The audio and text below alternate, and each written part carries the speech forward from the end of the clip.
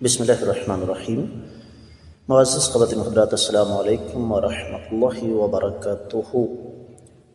ہمارے اکثریت کی دل و دماغ میں یہ بات بیٹھی ہوئی ہے کہ کفار مکہ اللہ تعالیٰ کی ذات کے انکاری تھے۔ یہ بات غلط ہے۔ یہ جو توحید ہمیں سکھائی جاتی ہے نا کہ اللہ سے سب کچھ ہونے کا یقین، کسی اور سے کچھ نہ ہونے کا یقین، اس توحید کا اقرار مکہ والے بھی کرتے تھے، اور یہی ہمارے آج کے قرآن مجید کے سبق کا موضوع ہے کہ کیا اہل مکہ اللہ تعالیٰ کی ذات بابرکات کے منکر تھے؟ آئیے معمول کے مطابق سب سے پہلے آیت مبارکہ کی تلاوت کرتے ہیں۔ اللہ رب العزت ارشاد فرماتے ہیں،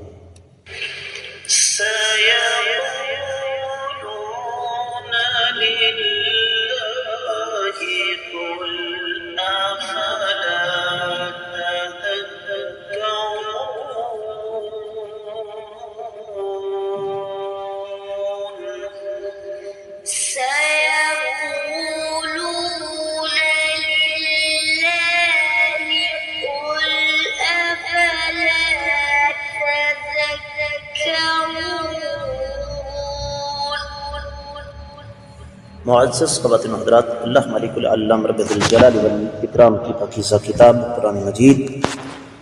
پارہ ہے 18واں، سورہ مبارکہ کا نام المؤمنون، آیت مبارکہ ہے 85۔ اس آیت مبارکہ کا تعلق پچھلی آیت مبارکہ کے ساتھ ہے جس میں اللہ رب العزت ارشاد فرماتے ہیں، قُل لِّمَنِ الْأَرْضُ وَمَنْ فِيهَا إِن كُنتُمْ تَعْلَمُونَ۔ اے نبی صلی اللہ علیہ وآلہ وسلم، ان سے سوال کیجئے کہ زمین اور زمین میں جو کچھ ہے وہ اس کا مالک کون ہے، اگر تم واقعی جانتے ہو۔ اس کا جواب اللہ تعالیٰ نے خود دیا آج کی آیت مبارکہ، سیقولون،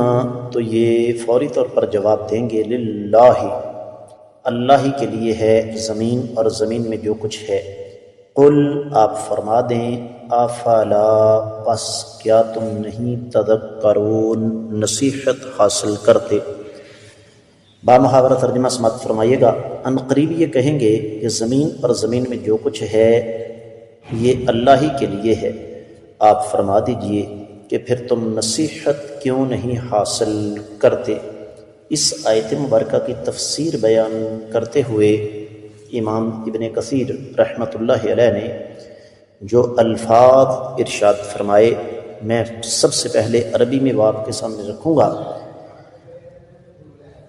امام ابن کثیر رحمۃ اللہ علیہ فرماتے ہیں، فَيَعْتَرِفُونَ لَكَ بِأَنَّ ذَلِكَ لِلَّهِ وَحْدَهُ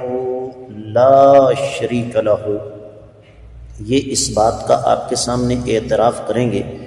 کہ زمین اور زمین میں جو کچھ ہے وہ اللہ ہی کے لیے ہے اور اللہ کے ساتھ کوئی اللہ کا شریک نہیں۔ فرماتے ہیں، فَإِذَا كَانَ ذَلِكَ، جب اس طرح کی بات ہے، قُلْ أَفَلَا تَذَكَّرُونَ، کہ جب مالک اللہ ہے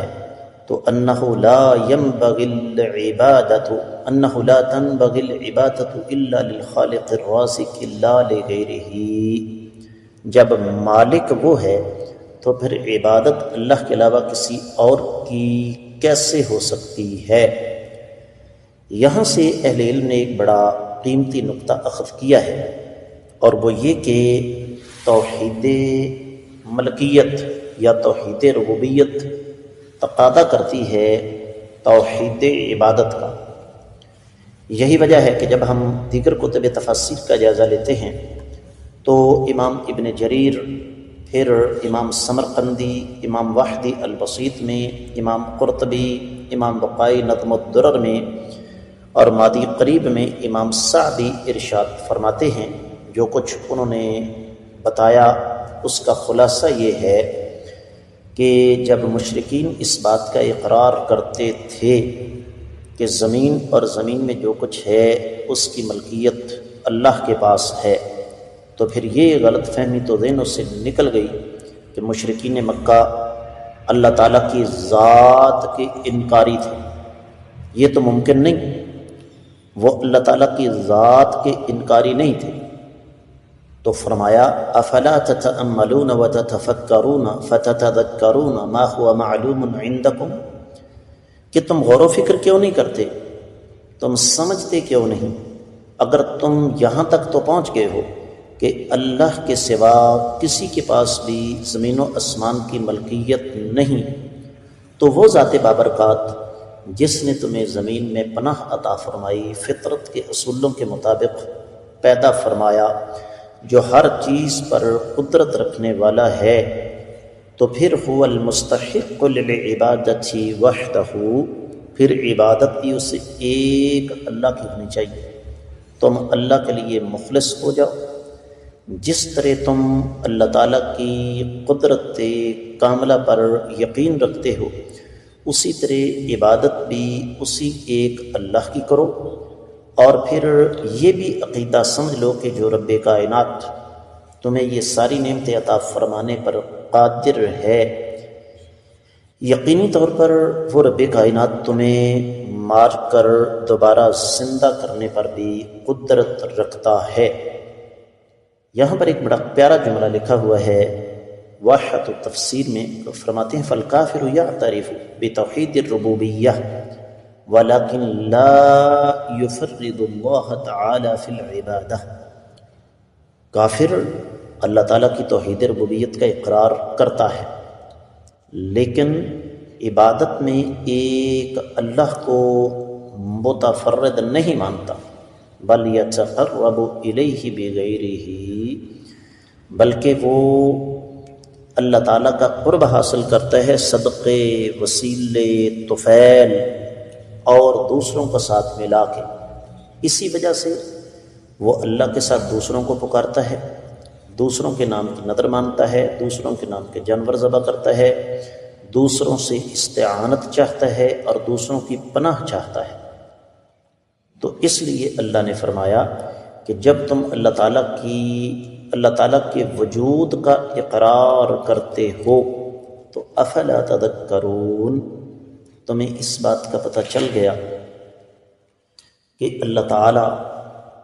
بے مثال اور لا زوال قدرتوں کے مالک ہیں، تو پھر تمہیں دونوں عقیدے سمجھ لینے چاہیے، ایک عقیدہ توحید عبادت کہ جو ذات بابرکات ہر چیز پر قادر ہے، عبادت بھی اسی کی ہونی چاہیے، اور جس ذات بابرکات نے اتنی بڑی زمین پیدا کر دی، زمین کے اوپر بڑے بڑے پہاڑی سلسلے پیدا کر دیے، جس ذات بابرکات نے سمندر پیدا کر دیے، وہ ذات بابرکات تمہیں مارنے کے بعد دوبارہ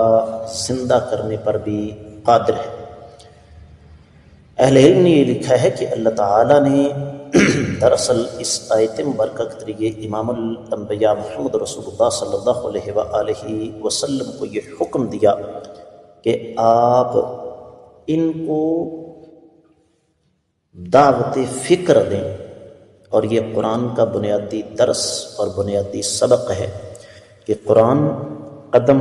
قدم پر انسان کو دعوت فکر دیتا ہے کہ انسان غور کر کس طرف جا رہا ہے، تو تیری عقل، فہم، ادراک، شعور، اس کا رخ کس طرف ہے، کہ جب رب کائنات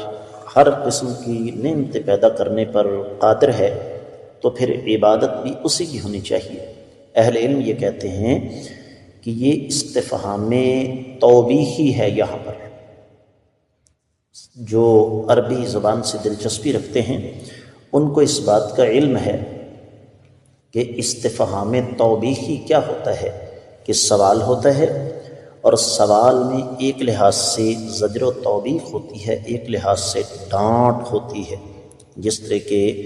بچے کو بندہ کہتا ہے تمہیں سمجھ نہیں آ رہی، تمہارا دماغ کام نہیں کر رہا۔ تو یہی اس آیت مبارکہ کا بنیادی درس ہے کہ جب انسان اللہ تعالیٰ کی ملکیت کا اقرار کرتا ہے تو پھر عبادت میں بھی اللہ کو اکیلے ہی ماننا چاہیے، اس کے ساتھ ہی اس آیت مبارکہ کی مختصر تفسیر مکمل ہوتی ہے۔ آپ لوگوں سے امید کرتا ہوں کہ آپ انشاءاللہ اس سبق کو زیادہ سے زیادہ آگے شیئر کریں گے۔ اجازت چاہوں گا، السلام علیکم ورحمۃ اللہ۔